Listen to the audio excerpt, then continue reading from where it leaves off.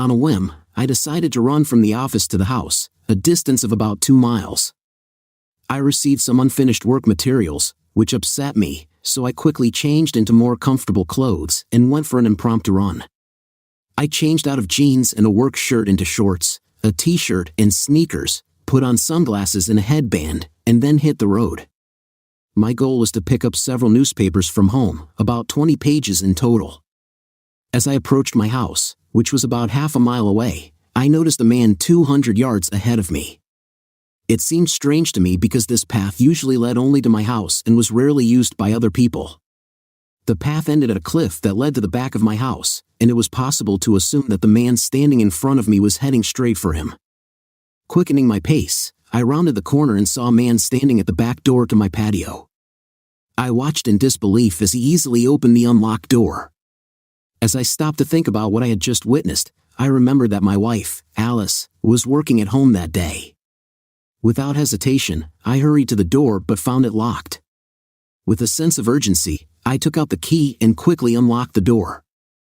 I quietly opened the door to the patio and looked inside. The kitchen, where Alice usually worked, was empty except for scattered documents and a laptop on the table. A faint noise coming from above caught my attention. I carefully picked up the baton I was holding at the entrance from the dining room to the kitchen. It resembled those used by government officials. This baton once belonged to my grandfather when he worked as a patrol policeman. It was a symbol of protection, but for me, it also held memories of the man I idolized as a child. Holding the baton in my hand, I silently headed upstairs. The carpeted floor muffled my footsteps, allowing me to approach the closed door of the master bedroom from where muffled sounds came. I hesitated for a moment, deciding that they were intimate in nature. Taking a deep breath, I took hold of the door handle and slowly pushed it open. When I entered the room, I was shocked to find the clothes of a runner scattered on the floor. Who was going to climb on top of my completely undressed wife? Without hesitation, I went to the bed and hit the guy on the ass with the baton, causing a loud slap. He cried out in pain and quickly moved away from Alice. She stared at me with wide eyes, arms, legs, and eyes outstretched. She shouted something, and I realized that this guy was actually her boss, Simon Green. He quickly got off the bed and stood up, looking confused and taken by surprise. "Stop it," I stuttered. "I was invited," Simon said. I looked at Alice, but she was silent. Simon, towering over me and radiating confidence, warned, "You better put this back, otherwise, I'll take it from you and kick your ass." He was older and bigger than me. He was in his 40s, and I was in my 30s. There were rumors that he was proficient in martial arts. Standing naked in my bedroom with pale skin. He was waiting for me as a stranger, and I was waiting for him. He didn't know that I spent a lot of time playing tennis and have impressive backhand skills. When I smiled at him, it should have caused a violent reaction in him. With a roar like a wild beast, he charged at me from about 6 feet away. I swiftly delivered a powerful blow to his face, catching him off guard. As he did not have time to react, the blow landed not on his cheek but on the right side of his forehead. Perhaps because he tried to dodge my blow by slightly tilting his head down, the baton hit him in the forehead, causing him to collapse like a bag of bricks. He remained motionless while I looked down at him. Glancing at Alice, I noticed that she was about to start to freeze. Her eyes were glazed, and saliva was running down her chin. My gaze wandered around the room and stopped at the mobile phone lying on the dresser, pointing the screen at the bed. It became obvious that this man had recorded everything that was happening. I picked up the phone, unlocked it, and looked at the call log. He had dialed 911. "What happened to you?" I said into the phone. "My name is Tim Jenkins. I'm at my house at 12, Arbor Circle. This man was in my house, in my bedroom, when he attacked me. I hit him. I believe he is seriously injured and needs immediate medical attention. Besides, my wife is here, and I think she's under the influence of drugs or something like that. She's conscious, but she's not responding. Sir, help is on its way to you. If you are armed, we ask you to put down your weapon. Our team will approach your home with caution for the sake of everyone's safety. We are grateful for your cooperation. I'll be waiting for them in the front yard," I said before hanging up. When I heard the sirens, I quickly went downstairs, keeping the phone line open. Putting the baton on the sofa, I went outside and stood in the yard with my hands on my hips. When a police car pulled up, followed by an ambulance, I saw two policemen get out of it, a man and a woman. They got out of the car but did not take out their weapons. The woman, who I expected to see of higher rank, asked, "Are you Mr. Jenkins?" "Yes, they're up there." "Show us," I said, turning around and going back into the house. The officers followed me. I led them to the bedroom door and stepped aside. The door was open. Alice was lying on the bed, staring into space. Green didn't move, and it was noticeable. The female officer knelt down next to Green and checked his pulse, instructing another officer to call an ambulance. She then turned her attention to Alice. "Ma'am, are you okay?" "What happened?" she asked, but got no answer. The doctors arrived quickly and began to work decisively on Alice. Soon, they were joined by a second group of doctors. Then Police Sergeant Leslie Hayden intervened. She took the robe off the closet door and helped Alice put it on. After escorting Alice to the guest bedroom, she motioned for me to follow her. "Go there, but try not to interfere," she instructed me. Following the order, I entered the kitchen and looked around the room. Grabbing Green's cell phone, I transferred the video to a small computer hidden in a desk drawer. After saving the contents of the phone to a separate file, I sent the video to my office by email. Turning off the computer, I left the phone on Alice's desk and watched from the kitchen as the ambulance crew carried Green out of the house. He was quickly loaded into a car and taken away. The policewoman, whom I didn't recognize, directed Alice into the living room out of my sight. Alice followed her without taking her eyes off the floor. She was wearing a bathrobe and sneakers. Sergeant Hayden entered the kitchen with plainclothes Detective John Dempster, an elderly and slender man. She introduced him to me, even though we already knew each other. "I'm really sorry about what happened. Do you know the man who was hit?" Detective Dempster asked. "Yes, this is my wife's boss, Simon Green," I replied. "Do you have any information about where he lives?" "We have his stuff, but no ID," Detective Dempster asked. "I hardly know him, John. As far as I know, he was married, the children were in school, and that was about a year ago." "Do you suspect that he had an intimate relationship with your wife?" "So far, no one has told me anything about it." "Can you explain to me how this situation developed?" Detective Dempster inquired. I talked about everything, starting with how I decided to go for a run to relieve stress and pick up documents, and ending with a 911 call. I didn't miss a single detail, and I didn't have any motives for doing so. "Did you see Green when you were outside?" Detective Dempster asked. "No, I only recognized him when he got out of bed. I ended up kicking his ass. I didn't want to hurt him, I just wanted to protect my wife. He told me to drop the baton, otherwise, he would use it to beat me up. So I hit him again when he lunged at me. He even let out a roar before attacking me. I realized he was trying to intimidate me, and unfortunately, he succeeded, despite my intent to aim lower. Apparently, he shifted or tilted, causing me to miss the target. Despite this, he assured me that his wife was not involved in what was happening, and they were only checking her for the presence of psychoactive substances. I assumed that as soon as she came to her senses, she would confirm his words.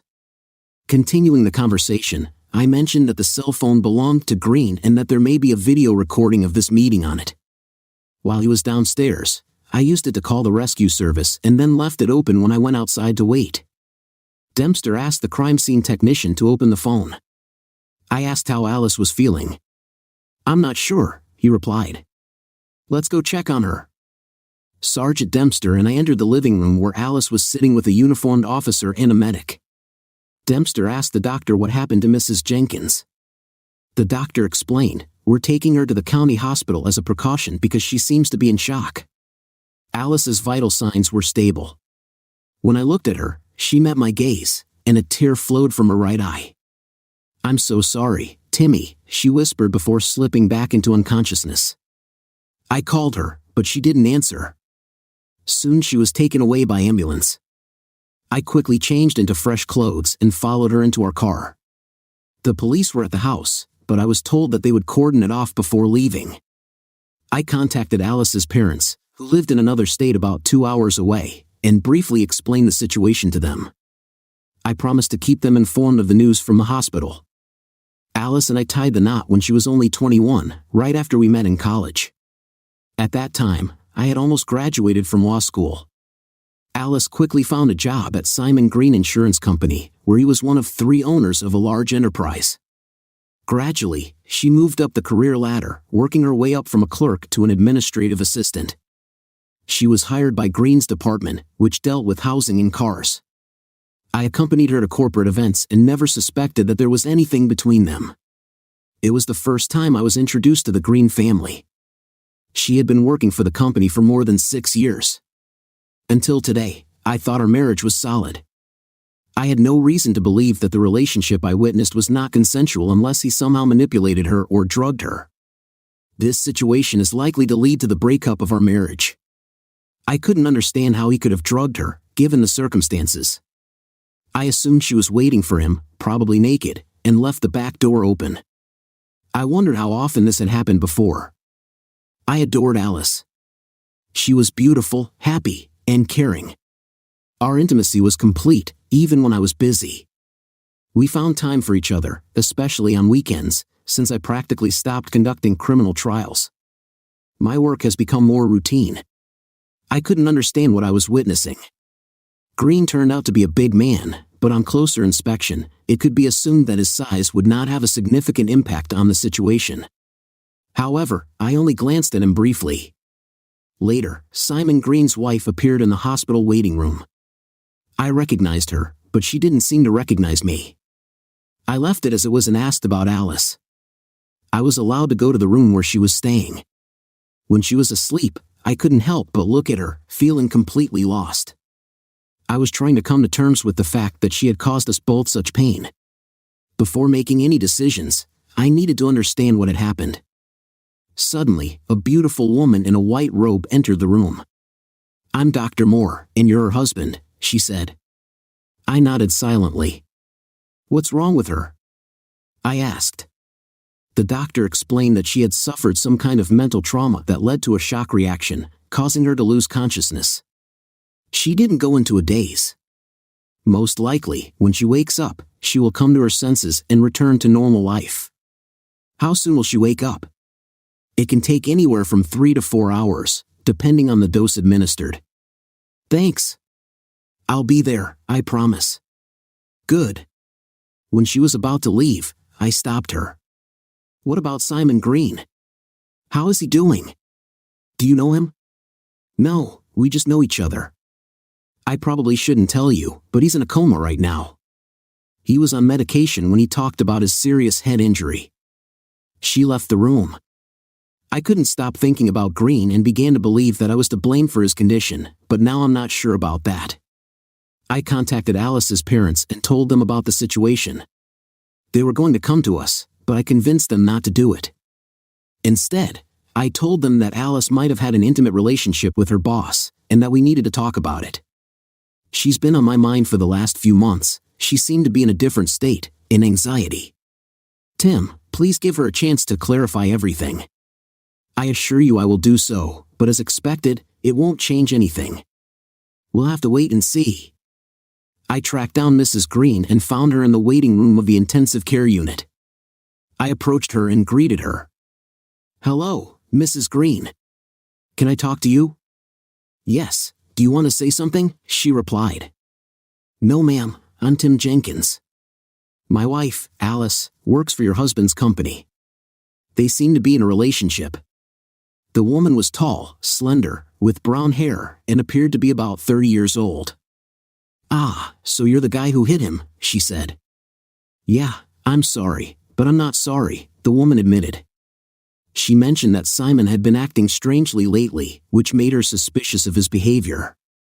For example, he did not participate in children's sports events as before, claiming he was busy with work. "I suspect he was busy with your wife. I can't say for sure except for today, but they wasted no time and expected to have a routine." "What did the doctors say about his condition?" "They didn't give a clear answer. He may have surgery soon. I wish you good luck. Will you take the children with you?" They're with my parents. They know he's in the hospital. I went outside to get some fresh air and clear my head a little. I decided not to make any decisions until I hear from Alice. I stood there for an hour and returned to the room. Alice was in the same waiting room behind the curtain. I went to her. She stirred, but she was still asleep. I sat down in an armchair and dozed off. I woke up when she started to sniff pitifully. "Oh, she muttered, opening her eyes. She looked at me and closed them again, letting out a soft moan. I rushed to get help and found Dr. Moore in the infirmary. I motioned for her to come quickly. She seems to be coming to, but I'm not sure. I should be here when she wakes up, I explained. When Dr. Moore came over, she saw me and fainted again. "Please wait here," Dr. Moore ordered as she entered the room. I strained to hear their conversation but couldn't see what was going on inside. "How are you feeling, Alice?" Dr. Moore's voice asked. Alice replied weakly. "I'm really sorry, really." Dr. Moore urged her to fully wake up and accept the situation to move on. She was given to understand that detachment cannot last long. She was informed that she would be released in the afternoon, possibly within 2 hours. Alice asked about my whereabouts, mentioning that I was there when she first came to her senses. The doctor explained that I left because I thought she would feel better without me, though I'm nearby. I wondered how long this would last. I totally screwed up. What about Simon? Is he all right? Tim hit him. We don't know if he's going to be okay or not. Most likely, he will have to have surgery. Damn it. Well, I told him not to be such an adventurer. It was a bad risk. He lost. I'm sure I am too. Maybe you should talk to Tim. I'm sure I can find him. Maybe he can wait until you get home? I pulled back the curtain and entered the room. Alice, I'll give you a ride home, I offered. I hope we leave soon. Okay, thanks, Alice replied. I'm really sorry, she added. We'll talk, I assured her and turned to Dr. Moore. When can we leave? I'm going to start filling out the necessary paperwork right now, Dr. Moore replied. She's going to change her clothes now. As Dr. Moore was leaving, Alice woke up. I want to apologize, Timmy. It's not that important. We'll go home when Dr. Moore gives us a medical form, I replied. I left the room while she was changing. She was expected to take it as a rejection, and so it was. I didn't want to see her naked, probably never again. They put her in a wheelchair while I drove the car to the exit. She got up and got into the car. We didn't exchange a single word during the 10-minute drive. Tears were streaming down her face, but she wasn't crying. I unlocked the front door, and we entered our once joyful abode without finding any traces of the police or any significant disorder below. Alice settled into a rocking chair in the living room, and I went upstairs. When I reached the top floor, I found a chaotic scene. Our bedroom was a mess, and there was a cut-out piece of green carpet on the floor. Deciding to get to the truth, I began further investigation. The bed was dismantled, all the drawers were pulled out, and I was puzzled and alarmed by what had happened in her house. I decided to leave everything in a mess for now, planning to clean up later. The rest of the rooms were in good condition except for fingerprints and powder in the bathroom. I wasn't particularly excited about talking to Alice. I called her parents to let them know that she had returned home. They were thrilled but didn't know if they should come. I didn't have an answer for them. I gritted my teeth and headed downstairs. Can I get you anything? Coffee? Water? I asked Alice. She looked at me and just replied, no. I sat down opposite her on the sofa. We were positioned about 6 feet apart from each other. What's going on, Alice? I thought everything was fine between us, I said. She hesitated before answering, it's complicated, Timmy.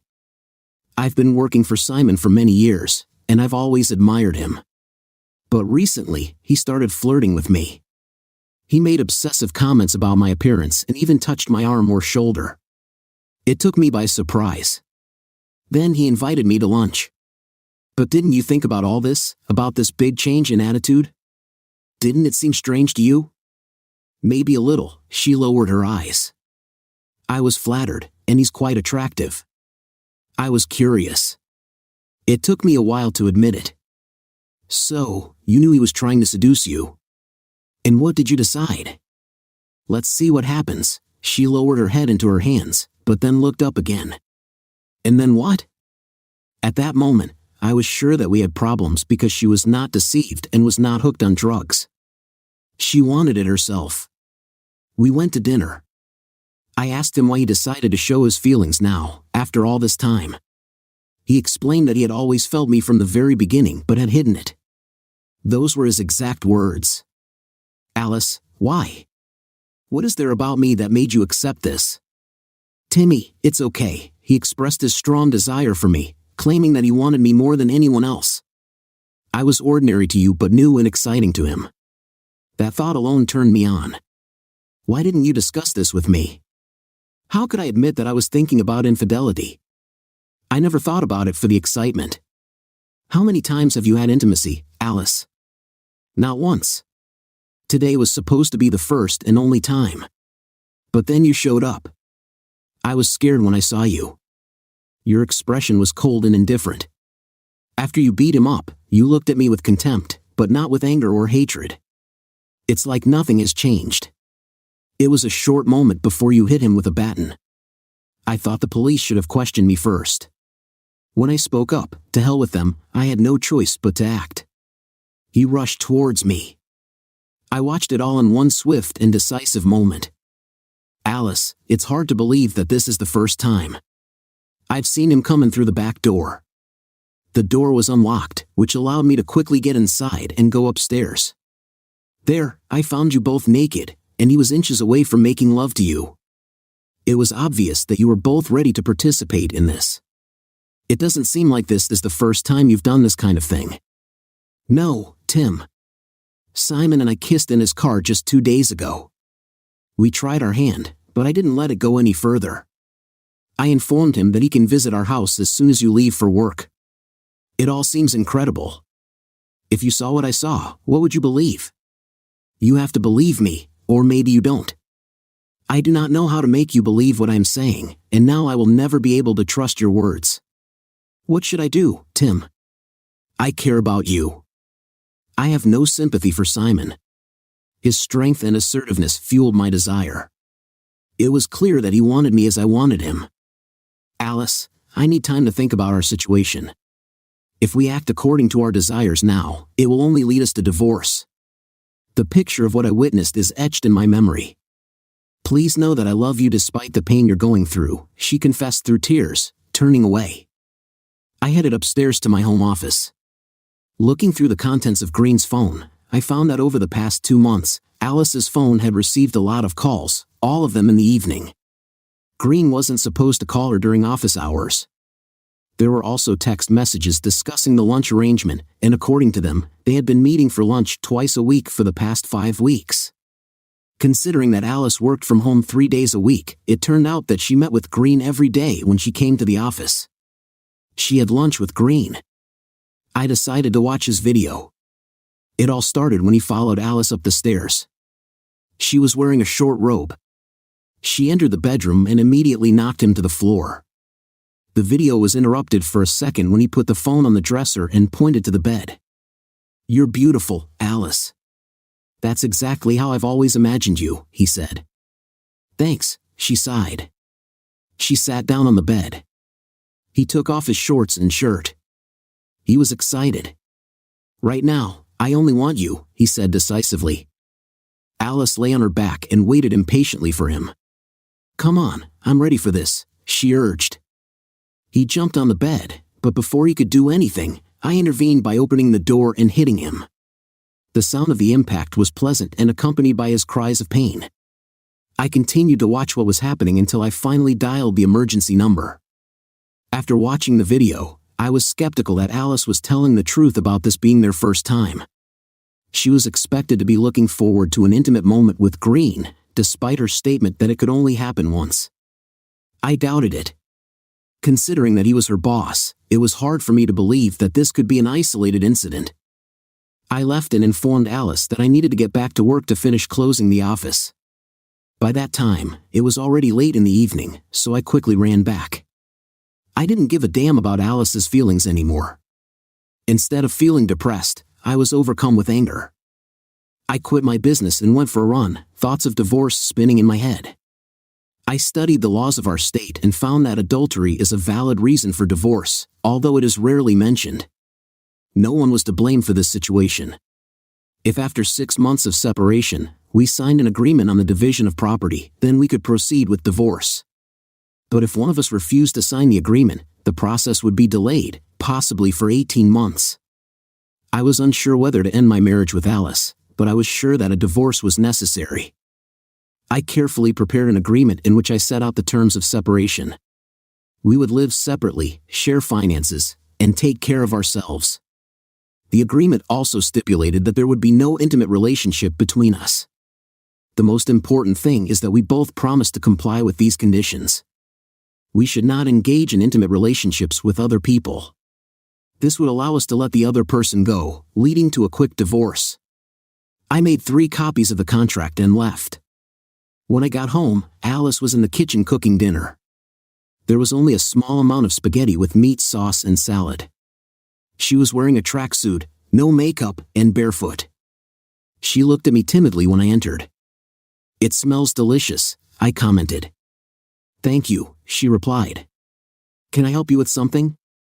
"No, I'll manage on my own," she said. "But if you want carrots in the salad, we have some." The carrots I sliced were in the fridge, ready to eat. We sat down to eat in silence, each with our own glass of red wine. After finishing the meal, we put the dishes away together and went into the living room to talk. I noticed that Alice looked scared and followed her inside. She spoke softly, apologizing again. "Tim, I just want to say that I'm really sorry," she said. "It's hard for me to realize how wrong I was. I realized that I should seek help. Everything is fine, but I think it would be better for us to end our relationship. I'll be looking for a place nearby to move in. You can stay here. I don't want to stay in this house anymore." "Are you sure about this decision?" I asked. "I am overwhelmed with guilt. Maybe we should think about getting a divorce. Maybe it's time for us to go our separate ways. I think it's the right decision, although I'm still not sure about it." Realizing that I needed to be alone to reflect, I drew up a divorce agreement and gave it to Alice. When she read it, tears welled up in her eyes. She looked up at me and asked if we could postpone the process so that her mom would be with her. I agreed to wait a little longer. Alice then expressed her intention to seek advice, emphasizing the sincerity of her words. "You may be able to attend if the consultant requires your presence," she said. "Maybe, Alice, you are very dear to me, but I feel confused and incredibly angry," I said. "It looks like things will never be the same again." "I feel the same way," she replied. "What you did changed everything. The person I thought you were wasn't really that person. The fact that you were caught only makes the betrayal worse. You're still the same, but not the one I fell in love with." When Alice started crying, I remained indifferent, unable to comfort her. The woman I once loved would never behave like that. "You're not her," I said. "Maybe you look like her in some ways, but I can't be sure. It seems to me that our whole relationship was a lie. The question is, how much?" I went upstairs, packed my things from the master bedroom to last until the next day, and moved into the guest room. The next day was a work day, and I hardly slept. I woke up early, packed my things, and went to work. Around 9 o'clock in the morning, I left the house and bought a cupcake. I found myself unexpectedly productive at work. I sent a lot of emails and decrypted notes in the judge's office. Deep in my business, I forgot about Alice for a moment. Perhaps this is the mindset I need to adopt during our breakup. During lunch, I studied information about apartment rentals and scheduled a viewing of one of them, located just 2 blocks from my workplace.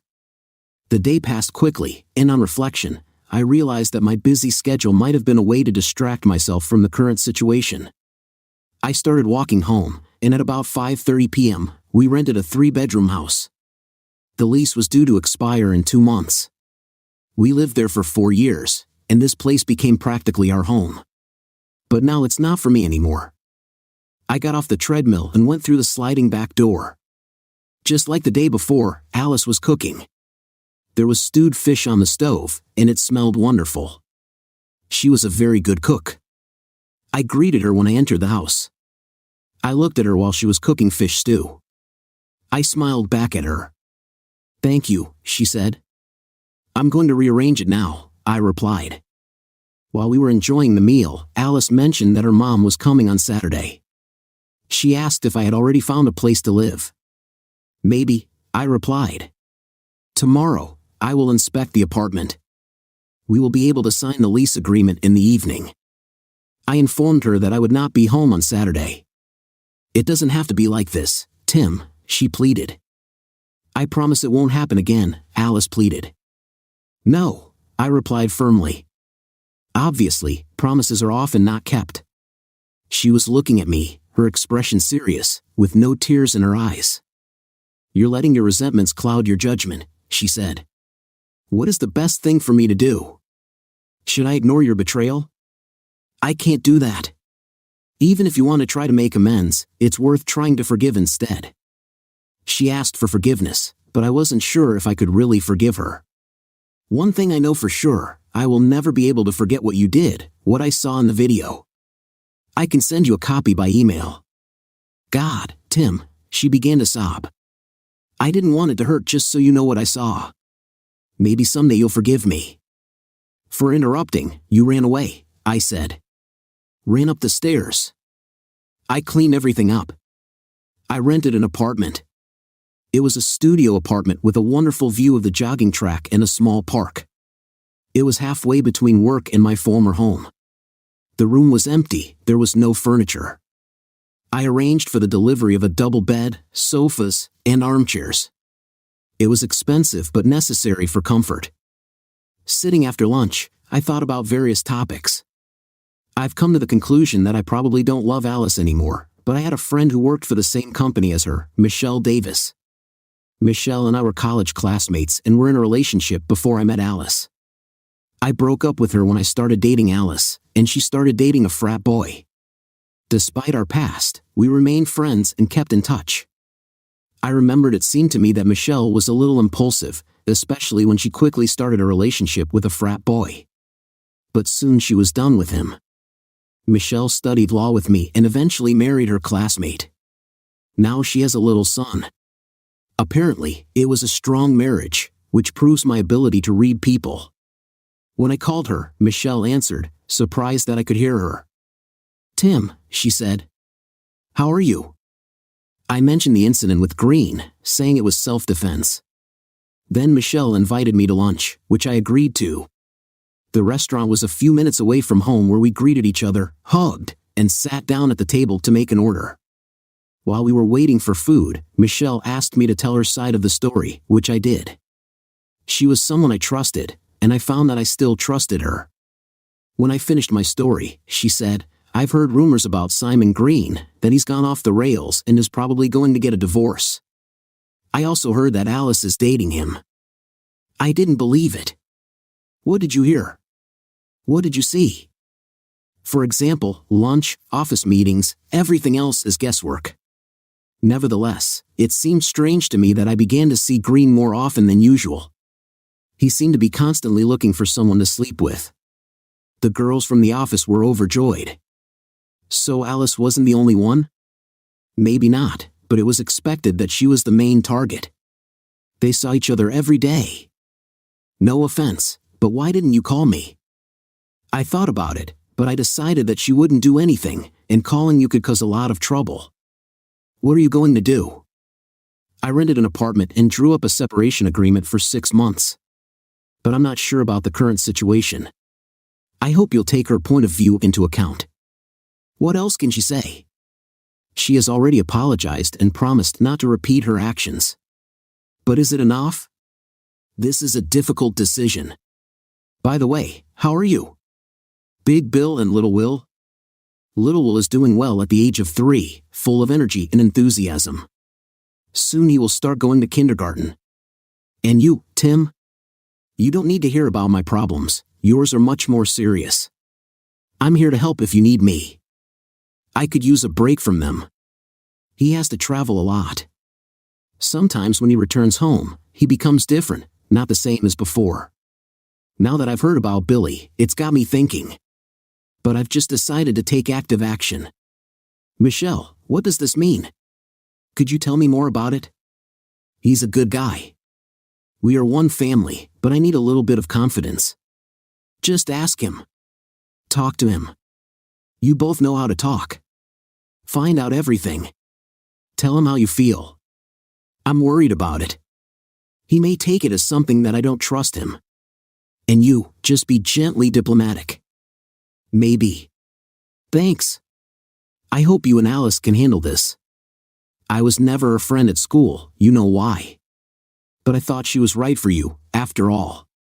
After finishing lunch, we exchanged hugs and said goodbye. Michelle was a kind girl, and I hoped nothing bad would happen to her. I found out that Alice had returned to work, and I was glad that she hadn't been fired. Over time, I began to realize that my relationship with Alice was really over. We were devoted only to each other, and there was no question of any children. She didn't fulfill her part of the commitments she made, and it became clear that this was the end for us. I didn't think I was ready to start over with a clean slate with new responsibilities. The renewal was disappointing, but I knew it was necessary. I haven't spoken to Alice at all since I moved in with her on Saturday. It's been a week now, and she's left 3 voicemails urging me to come and talk. Despite her messages that she was on probation at work, I still did not respond. The following Saturday afternoon, I passed by her house and decided to look into the situation. I went to the patio door and knocked, not knowing what would happen next. Alice's mother, Tess, was in the kitchen when she saw me and opened the door. "Hi Tess, is Alice here?" I asked. "She's not here, but she'll be back soon," Tess replied. "Tim, she feels very uncomfortable about all this. Have you made a decision yet?" I explained that I just wanted to talk to Alice. "Where did she go?" I asked. Tess was predictably awkward and hesitated before saying, "She went to see a friend." I realized that she was hiding something from me. "Tess, you're not very good at lying. Which friend did she go to? Did she spend the night here or somewhere else?" "Tim, she was in a bad way. A partner came, and they went to have a snack," Tess admitted. "Was that last night's dinner?" "You can't hide it from me." I noticed that she positioned herself to block the door from the kitchen. I walked past her to the front door. A car pulled up, a brand new Mustang. A blond man was driving. He got out of his door and walked around the car to open the passenger door. Alice went out. She was dressed for a date, for yesterday's date. I ran up to them. "Hi Alice, I came to see you," I said. She turned around in shock. The guy looked scared and worried. "Timmy, this is James from work."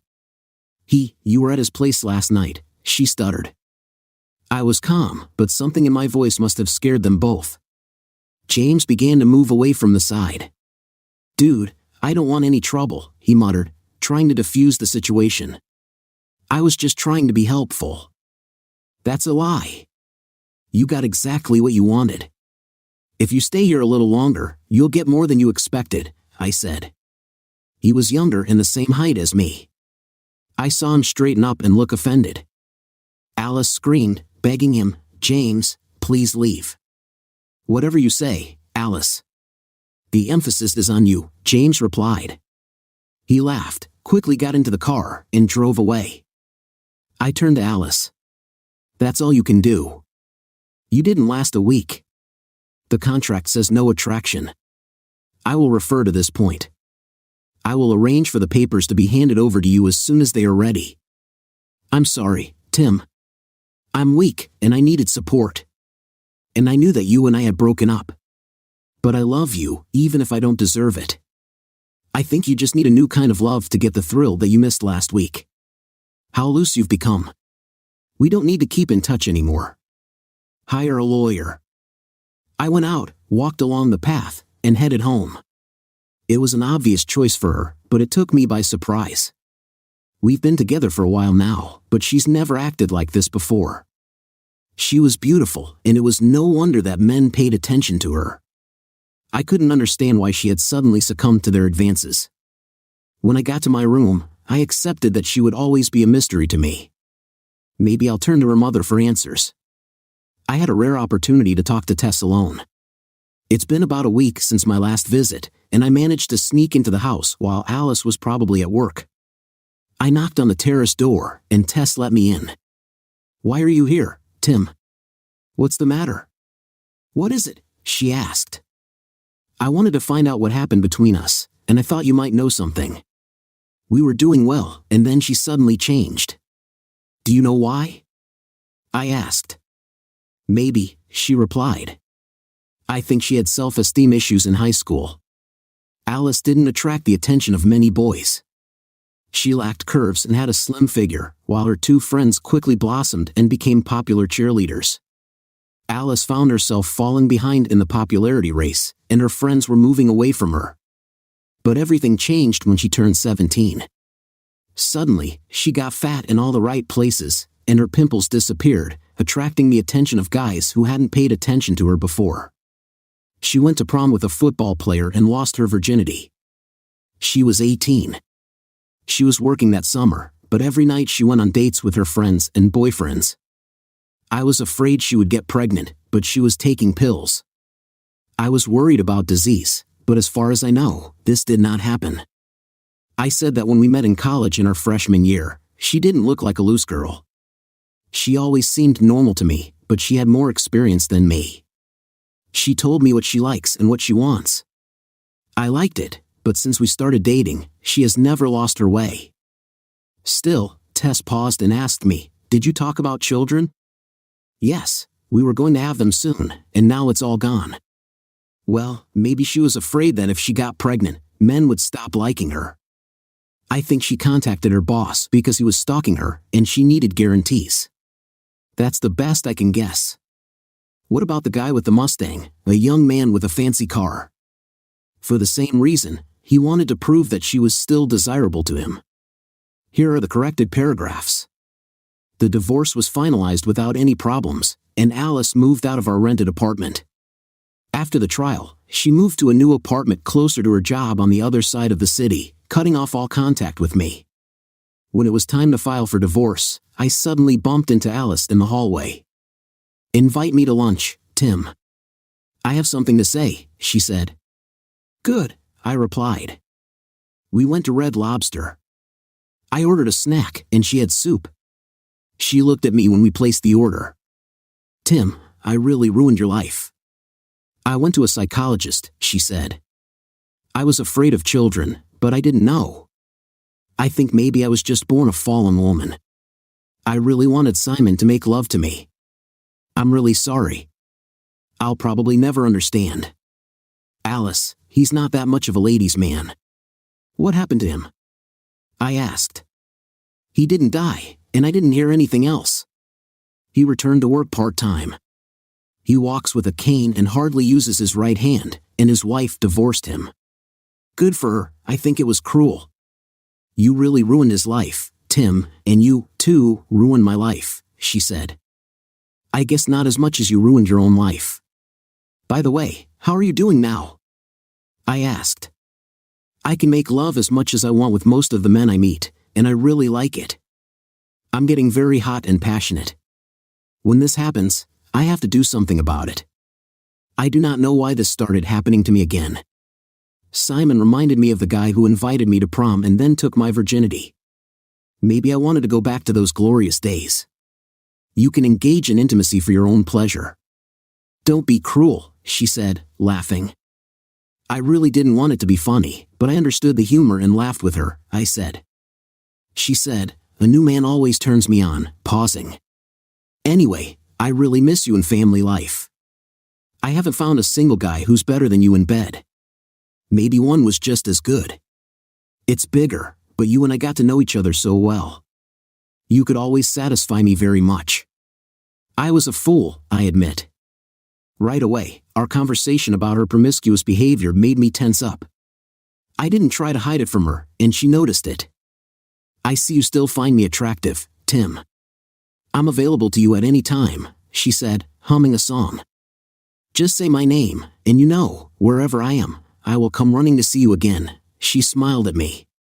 "Oh, Alice, my God." I was at a loss at that moment, I admitted. Alice was the most attractive woman in the world, at least to me. I wanted her more than any other woman I've ever met. When the waitress brought our food, Alice abruptly stood up and put $30 on the table, turning to the waitress. "We have something wrong. We must leave immediately," she said. I started in fright. Both Alice and the waitress, who had Gwen's name on her badge, looked at my lap at the same time. Alice blushed, and Gwen looked confused for a moment. Then her smile widened, and she exclaimed, "I see. It's time for you two to go out," her gaze settling on me. "Come back later, big boy. I finish at 6, she said, friendly and inviting. Alice noticed the flirtation, grabbed my hand, and dragged me outside. It wasn't far to her apartment, just 2.5 blocks away. We entered the building and took the elevator to her floor. As soon as the doors closed, Alice wasted no time, pinning me against the wall and running her hands over my body. "It's going to be amazing, Tim. I'm going to pin you to the bed," she said impatiently.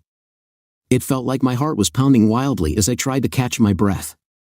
When the elevator doors opened, 2 women met us on the other side, and Alice and I quickly walked past them without saying a word. One of them waved to Alice, greeting her, but she did not respond. Once in her apartment, she quickly dragged me inside, causing me to stumble over a nearby table. We wasted no time undressing, and when she stepped back to examine me, I felt a growing desire. I reciprocated, and she licked her lips in response. I took her into the bedroom and laid her gently on the bed. "Just take me," she whispered in a playful manner. She pushed me onto my back, and I declared my superiority by saying that I would hold her close to me. We began a passionate meeting, our bond short but powerful, and we both reached a climax that left us completely ecstatic. Afterward, we lay together in silence, feeling each other's breath. Maybe I should have realized how strangely the day of our divorce ended, but that had to wait, Alice said as she sat down on a chair and looked down at me. "It was the most incredible intimacy we've ever shared, the best I've ever experienced," she admitted. That she should have ended our marriage a long time ago. At that moment, desire overwhelmed me again, our passion intense and unrelenting. She peaked several times, and this feeling was familiar to me from the happiest moments of our life together. And finally, I also reached the peak of pleasure, the sensations as exciting and pleasant as before. This time, I decided to separate myself from her. I knew that if I stayed, we would most likely start a new round soon, which could have a detrimental effect on my health. The divorce process took place in the morning, and Alice and I continued to go about our business throughout the day until late at night. We shared a light dinner, and I suggested going back to Red Lobster, but she insisted on eating soup instead. We didn't bother to get dressed to eat. After finishing the cake she brought, she looked at me. "Should we talk or make love?" Without thinking, I got up, took her hand, and said, "Damn it," and that's exactly what we did repeatedly throughout the night. It was amazing every time, slow and gentle in some cases, intense and wild in others. She was right, we knew which buttons each other had and how to press them. Our lovemaking was like a fierce struggle to get the other to give up, although there was no clear winner in this game. It was a pleasure to play. The next morning, we got intimate again, and she made breakfast. While we were eating, I realized that it was time to talk about our situation. "Alice, I hope we can move on."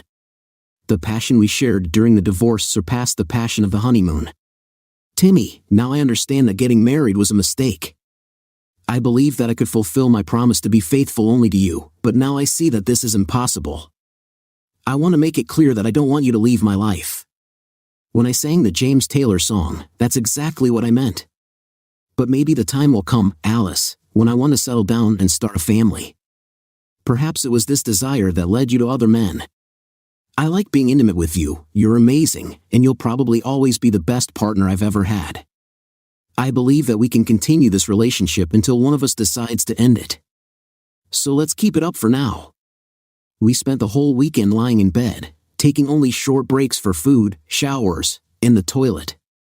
On Saturday afternoon, there was a knock on the door. Alice quickly put on her robe and opened the door to see Maisie, the woman we had talked to in the elevator earlier. Despite her age, Maisie looked well-groomed. Alice greeted her with a simple hello. "Maisie, it's been a long time since I last saw you, so I wanted to make sure you were okay," Alice said with a smile. Maisie nodded understandingly and advised Alice to continue enjoying life, waving her hand like a happy girl. Alice thanked her and assured her that we would continue in the same spirit. She giggled to herself as she closed the door. Maybe I should have invited her for coffee. She would have liked it with cream. "I will not allow this. My cholesterol is already too high," Alice said, taking off my shorts. The next day, we both went to work without deciding anything. All day, I've been thinking about what happened. I knew I would never have a long-term relationship with Alice. It wasn't a partnership I was ready to enter into. But as long as the physical aspect of our relationship remained intense, I was ready to continue. That is until I meet a woman with whom I want to settle down and start a family. Alice taught me a valuable lesson. I have to be careful in matters of the heart. Despite my doubts, I still wanted to have a family and children. Alice, on the other hand, was not monogamous like me. She had a relationship with me and 3 other men. Although we weren't married, I wasn't worried about her promiscuous relationships. Moreover, the thought of her feeling liberated turned me on. I was regularly tested for sexually transmitted diseases, and fortunately, all the results were negative. One day, when I was leaving Alice, I met Maisie, and we entered into a short dialogue. Maisie looked me over carefully, her expression full of meaning. "Hello, do you remember me?" I asked. "I definitely remember you. You've always been great at setting up tents," she replied with a smile. "I remember you too, Maisie." "Alice mentioned that you were now divorced," I said. "Yes, it's been a year and a half. Being single is not much fun at my age," she admitted. "Well, you look amazing despite your age. Don't you want to come in?" I suggested. "You're Tim, right?" she confirmed. "Yes," I replied. We went up to the 4th floor and found Maisie's apartment across from Alice's. When we got to Maisie's door, Alice came out of hers. "You're a godsend, Tim. I would never have guessed it when we got married," she said with a grin. Then she turned to Maisie and added, "Have a great time, Maisie. Tim is a real find." With that, she gracefully left. Maisie expected Alice and me to be intrigued. After showing me the bedroom, Maisie, a 40-year-old woman with a college son and a daughter who works downtown, turned out to be an excellent hostess.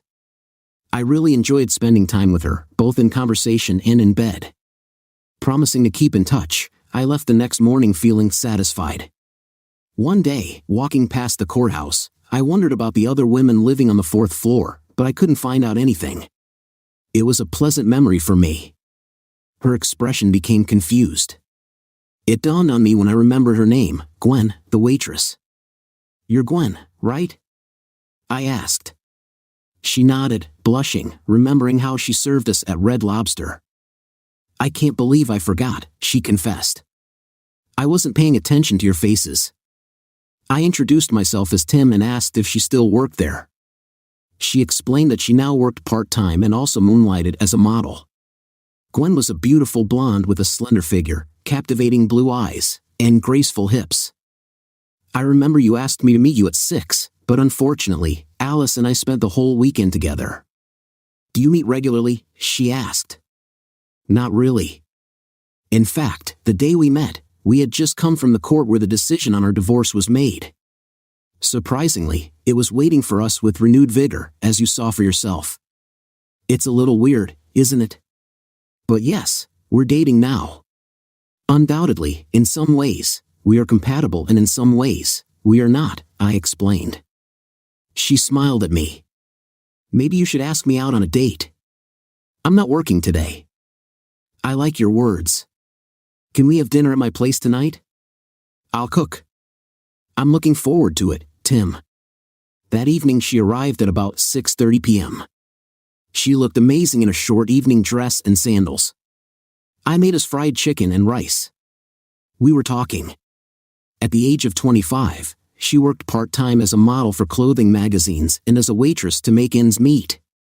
She was single and had broken off her relationship with her longtime boyfriend almost a year ago. At the age of 34, I was financially stable, had a successful career in a law firm, lived independently in my own apartment, and had a good car. Alice, Maisie, and I dated regularly, and I also had a casual affair with a woman from the court, although I was ready for something more serious. Gwen turned out to be very kind. Intrigued by her, I decided to start a romantic relationship with her and see where it would lead. On our first evening together, we agreed that I would take her home. On the threshold, she surprised me with a kiss, causing excitement. But Gwen didn't rush things, and as we spent more and more time together, I began to have genuine feelings for her.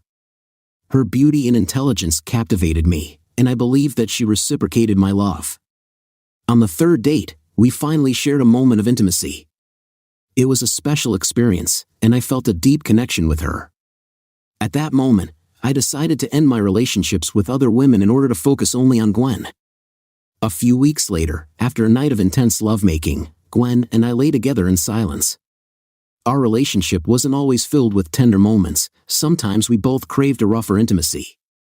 When we were lying together, I finally confessed my feelings to her and admitted that I was in love. Gwen was delighted with my confession and told me that since we met, she has been looking only at me. It was a revelation that brought us even closer together. "My love for you, Tim, is deep, but I can't help but worry that you're not faithful to me," she confessed. "Will you always doubt my loyalty? If I promise to be with you alone, I will keep that promise. I must admit, I have doubts about this, but if you assure me of your loyalty, I will do everything in my power to resolve all issues related to fidelity. So let's make a deal. I will be faithful to you, and you will do the same for me. We will succeed." 2 weeks later, I asked her a question, and 3 months later, we tied the knot. Although her parents lived in Chicago, we decided to hold our ceremony elsewhere. She was by no means extravagant. Among our guests were Alice and Maisie, whom I introduced to Gwen shortly after my proposal. Although Alice was friendly to her, I felt that Gwen was a little depressed. Maybe our relationship wasn't based on love, but I knew that she would miss physical intimacy. After the wedding, Gwen and I went to the Bahamas for our honeymoon, which was just fantastic. After moving into my apartment, everything went smoothly. My wife and I quickly decided to start a family, and 3 years later, we had 2 children, Thomas and Eileen. I also became a partner in the firm and bought a house in the nearest suburb. All this time, I have been in touch with my ex, Alice, not the one who is considered beautiful. She married her colleague, Larry Gibson, the year after my wife and I tied the knot. Alice and Larry had 2 sons, Lawrence and Raymond, and they were doing well. They moved into the house next door to Gwen and me. The 4 of us often crossed paths in the neighborhood. Soon, our children started attending the same play school. Gwen and Alice struck up a friendship, but Larry was wary of me. He should have doubted my intentions towards Alice, and he had good reason to do so. The chemistry between Alice and me remained palpable. Gwen knew about it, but she believed in me. Over time, she even began to trust Alice and did not seek a closer relationship with me. But Larry, who watched the sparks flare up between us from time to time, was always on the lookout. He couldn't be expected to relax, but we found common ground in our shared love of baseball. We played together on the men's team in the Old Timers League, where we both excelled. We even had season tickets to MLB games and often attended them together as fans. One day, I felt obliged to tell him about my relationship with Alice, both past and present. As we were waiting to leave the garage at the jam-packed park after a game, I met Larry's gaze and expressed my firm position. "I want to make it clear that I will never have an intimate relationship with Alice. She's married, I'm married, and it just won't happen again. I felt that this question was bothering you." "Tim, I appreciate your directness in this matter," he replied. "If you could just trust Alice and me, we could have a strong friendship. But obviously, there are still lingering feelings between you because of your past. I can't ignore it. There is a history between us. We had chemistry, but I promise you, she probably said the same thing. We have to stop this if possible. Tim, it seems to me that I only see you both from time to time, like at the dance club last month. It looks like you've had some incredible intimate moments together, and frankly, it's frustrating.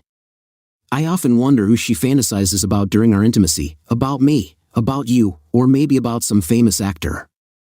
Did you ever think about her when you were with Gwen? No, but that doesn't mean she doesn't come to my mind. We had wonderful memories, maybe even better than the ones we shared. This thought haunts me. Larry, I had a full-fledged physical relationship with Alice during and after our marriage, but after the divorce, it lost its spark. Love is gone. She's always been good at relationships, like some of the others I've been with. I have wonderful intimacy with Gwen. Alice was no better than Gwen, and others might be no worse. It is love that makes sex activities special. You have it with Alice, and I have it with Gwen. Okay, I understand what you're talking about. I didn't think about it that way. Thank you. That made it easier for all four of us to have this conversation. Of course, I lied to him. None of my intimate encounters with women can compare to the experience I shared with Alice after the divorce. I still think about it, although not every day. When I see her, I can tell that she remembers it too. Maybe when we're both in our 80s, and if our spouses are no longer with us in the nursing home, we'll go back to that passionate relationship and see if we can make love to the very end.